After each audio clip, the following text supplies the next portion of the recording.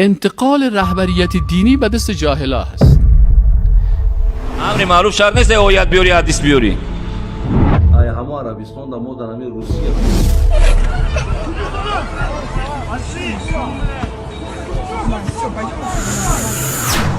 ایمیل شهروندی میسن ببین جای کار که جای دا میگیری دکان میسازی ارنده میگیری این ای جنت این ای دوزخ اینا مطلب کنکریت نمیگم جد گیجو این ای اوجسته دیدگی اینا کشه بسمت دیدگی جلبی و یکو تا زمان عقیده توحید باقی میمانه که رهبریت دینی ملا و مولوی و شیخ الحدیث و اینا اشخاص واقعا عالم باشن، اما اگر جاهلا آمدن در رأس قدرت در رأس دین قرار گرفتن،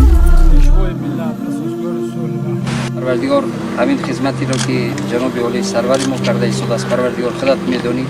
جناب شما شخص 500مین نفر مسلمان جهان هست. این جهادی که این پادشاه ما و شما کرده است چی در قزاقستان چی در ملک. وقتی که این خیس رهبریت گرفت در اینجا چی میشن؟